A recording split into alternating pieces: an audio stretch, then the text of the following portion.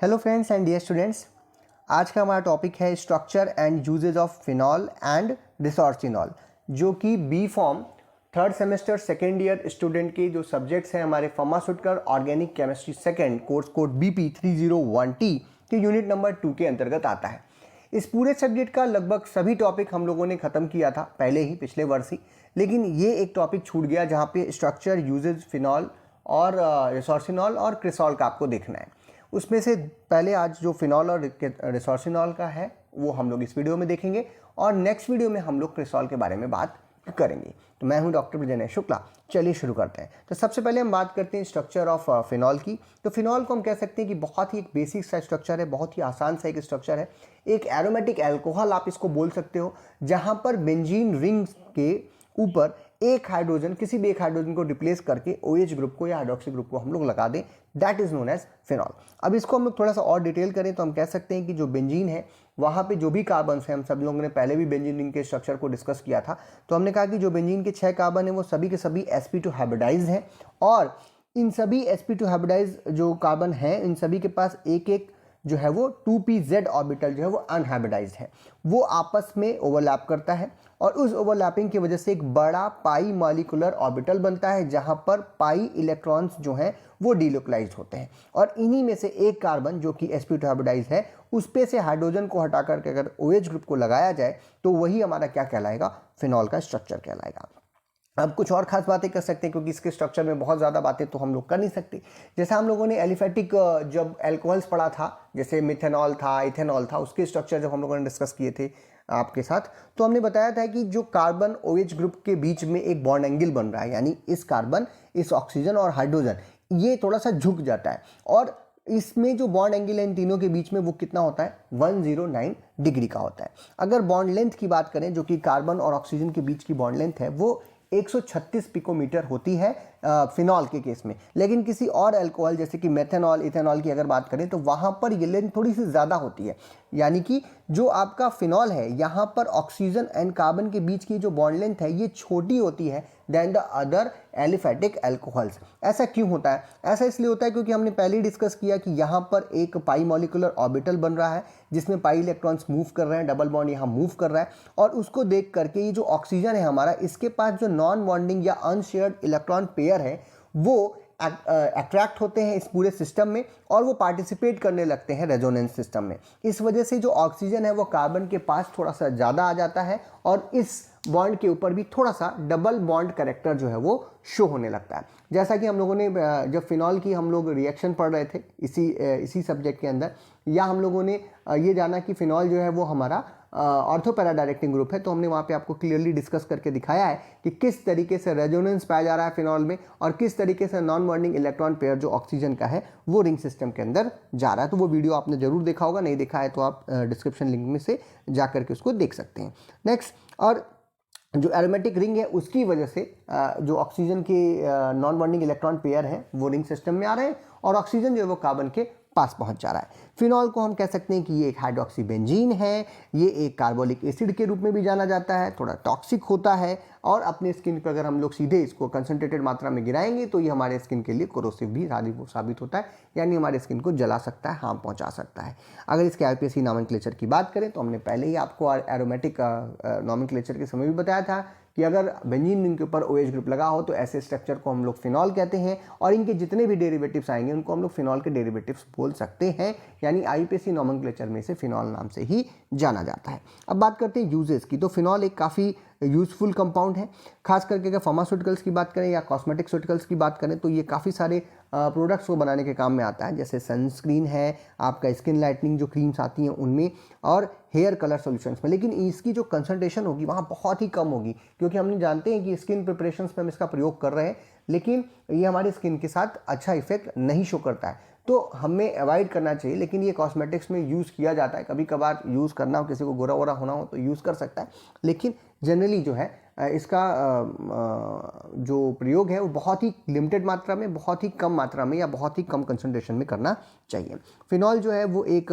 ऐसा कंपाउंड है जो कि डिफरेंट ड्रग्स की सिंथेसिस इत्यादि में हम लोग प्रयोग करते हैं, जैसे एस्पिरिन वगैरह के एनालॉग्स बनाने हैं उसके लिए आप इसका प्रयोग कर सकते हैं, या डिफरेंट और जो ड्रग्स हैं उनको भी बनाने में इसका प्रयोग जो है वो किया जाता है। और उसी के डेरिवेटिव हम कह सकते हैं कि वो सभी फिनॉल के डेरिवेटिव हैं, क्योंकि फिनॉल के द्वारा ही उसकी सिंथेसिस इत्यादि जो है वो हम लोग करते हैं। जानते हैं हम लोग कि एस्प्रिन को हम लोग सैलिसिलिक एसिड का डेरिवेटिव मानते हैं, बट जो सैलिसिलिक एसिड बनाना हो तो हम लोग फिनॉल से जो है उसको बना सकते हैं। नेक्स्ट बात करते हैं कि ये डिफरेंट जो बायोमॉलिक्यूल्स हैं, खास करके नेचुरल प्रोडक्ट केमिस्ट्री में, वहाँ पर हम लोग उनकी सिंथेसिस इत्यादि करने में या उनके ऊपर रिसर्च करने में, उनके प्रोडक्शन को करने में फिनॉल का प्रयोग जो है वो किया जाता है। साथ ही साथ जो हमारा फिनॉल है वो एक बायोलॉजिकल स्टडीज़ हैं, जैसे कि हम लोग सेल की स्टडी करते हैं, हम लोग टिश्यूज़ की स्टडी करते हैं, वहाँ पर जो न्यूक्लियस का मटेरियल होता है जैसे डीएनए आरएनए वगैरह, उसको एक्सट्रैक्ट आउट करने के लिए, उसको बाहर निकालने के लिए, ताकि उसके ऊपर फर्दर स्टडी की जा सकती, उसमें भी हम लोग फिनॉल का प्रयोग करते हैं, ऊपर की जो लेयरिंग इत्यादि है, जो मेम्ब्रेन इत्यादि है, उसको हटाने के लिए। साथ ही साथ ये एक प्लास्टिक मैन्युफैक्चरिंग जो इंडस्ट्री है जहाँ पे प्लास्टिक्स इत्यादि बन रहे हैं, उसमें भी फिनॉल का प्रयोग एज अ रिएजेंट या मैन्युफैक्चरिंग रिएजेंट के रूप में इसका प्रयोग किया जाता है। हमारा जो फिनॉल है, जब आप उसमें फॉर्मल्डिहाइड डाल करके उसका पॉलीमराइजेशन करते हैं तो एक रेजिन बनता है, जिसे फिनॉलिक रेजिन के रूप में या फिनॉल फॉर्मल्डिहाइड रेजिन के रूप में जानते हैं। और इस रेजिन का प्रयोग इंडस्ट्री में अलग अलग तरीके से किया जाता है। कई बार इंसुलेटर के रूप में यूज़ किया जाता है, जो कि हाई हीट को एब्जॉर्व करने के काम में आ जाता है, या इलेक्ट्रॉनिक आइटम्स में हम लोग इसका प्रयोग करते हैं, एरोस्पेस में इसका प्रयोग करते हैं, या फिर रेल या मास ट्रांजिट इत्यादि करने में हम लोग फिनॉलिक रेजिन का प्रयोग एज अ हाई टेम्परेचर को एब्जॉर्ब करने वाले इंसुलेटर के रूप में कर। इसके अलावा फिनॉल को कई बार डिसइंफेक्टेंट के रूप में भी यूज़ किया जा सकता है, डाइल्यूटेड फॉर्म में फर्श इत्यादि को साफ करने के लिए भी, लेकिन बहुत ही लिमिटेड यूज़ में इसका प्रयोग इस तरीके से भी किया जाता है। बात करते हैं अपने आज के दूसरे कंपाउंड, दैट इज़ रिसोर्सिनॉल। तो रिसोर्सिनॉल भी एक काफ़ी इंपॉर्टेंट सा एक कंपाउंड है और बहुत ही सिंपल सा स्ट्रक्चर इसका भी है। जब हम इसको ये कह सकते हैं कि जो फिनॉल का स्ट्रक्चर था, उसी स्ट्रक्चर में अगर हमें एक OH ग्रुप लगा दें, एक OH ग्रुप बढ़ा दें, तो उसे हम लोग कहेंगे बेंजीन डाइऑल। क्यों? क्योंकि बेंजीन के ऊपर 2 OH ग्रुप लगा है। अब इन दोनों की पोजीशनिंग जो है वो एक दूसरे के रेफरेंस में अगर मेटा पोजीशन पे की जाए, यानी पहले और तीसरे कार्बन के ऊपर 2 OH ग्रुप लगाया जाए, तो ऐसे स्ट्रक्चर को ही हम लोग रिसोर्सिनॉल के नाम से जानेंगे। ये एक ऑर्गेनिक कंपाउंड है जिसका मॉलिक्यूलर फार्मूला जो है वो C6H6O2 हो सकता है। बाकी जो आपने फिनॉल में चीज़ें देखी वो आप यहाँ पे भी लिख सकते हैं कि यहाँ पर जो O और H और क्या नाम है O C और H के बीच में जो बॉन्ड एंगल बनेगा वो 109 डिग्री का होगा। यहाँ पर जो बॉन्ड लेंथ है वो बिल्कुल फिनॉल जैसी ही होगी, उसमें कोई बदलाव नहीं आ रहा। लेकिन एक चीज़ और ध्यान देने वाली बात सिर्फ इतना सा है, क्योंकि बेंजीन डाइऑल तो कैसे भी हो सकते हैं, यानी बेंजीन के 2 पोजीशंस पर हाइड्रोक्सी ग्रुप तो कहीं पर भी लगा हो सकता है, लेकिन जब ये दोनों एक दूसरे के मेटा पोजीशन पे लगे हों तो तभी आप उसको जो है क्या बोलेंगे, रिसोर्सिनॉल बोलेंगे। अब मेटा पोजीशन क्या, अगर आप लोग इसको पहला पोजीशन मान रहे हैं तो दूसरा तीसरा ये तीसरे पे लगा है, अगर आप इसको पहला मान रहे हैं तो तब भी जो है तीसरे नंबर पे ही आपको OH ग्रुप दिख रहा है। यानी ये एक बेंजीन है जो कि पोजीशन नंबर 1 और पोजीशन नंबर 3 पे डाई हाइड्रोक्सिलेटेड हो रही है, 2 बार इस पे हाइड्रोक्सी ग्रुप जो है वो लग रहा है। इसे हम कह सकते हैं कि ये एक बेंजीन डाइऑल का डेरिवेटिव है जो कि पहले और तीसरे नंबर पे हाइड्रोक्सी ग्रुप लगा है, या आप कह सकते हो कि मेटा आइसोमर है बेंजीन डाइऑल का। साथ ही साथ हम ये भी एक लाइन में कहना चाहें तो कह सकते हैं कि जब बेंजीन रिंग जो जिसके कार्बन जो है वो sp2 हाइब्रिडाइज्ड हैं, इन sp2 हाइब्रिडाइज्ड कार्बन पे पोजीशन नंबर 1 और पोजीशन नंबर 3 के 2 हाइड्रोजन्स को आप रिप्लेस करिए और दोनों हाइड्रोजन को रिप्लेस करके हाइड्रोक्सी ग्रुप लगाइए, तो जो स्ट्रक्चर बनेगा वो क्या कहलाएगा, रिसोर्सिनॉल कहलाएगा। IUPAC नॉमेनक्लेचर की बात करें तो इसे हम लोग बेंजीन 1,3 डाइऑल के रूप में जानते हैं, क्योंकि हम स्ट्रक्चर में यही देख रहे हैं कि बेंजीन के पहले और तीसरे पोजीशन पर OH ग्रुप लगा है, तो नाम क्या हो गया, बेंजीन 1,3 डाइऑल। इसके अलावा कुछ अदर नेम्स भी हैं इसके, जैसे resorcin, meta dihydroxy benzene, 1,3 benzene diol, 1,3 dihydroxy benzene, 3 hydroxy phenol जो कि फिनॉल के डेरिवेटिव के रूप में अगर हम इसे लिखना चाहें तो वो भी लिख सकते हैं, मेटा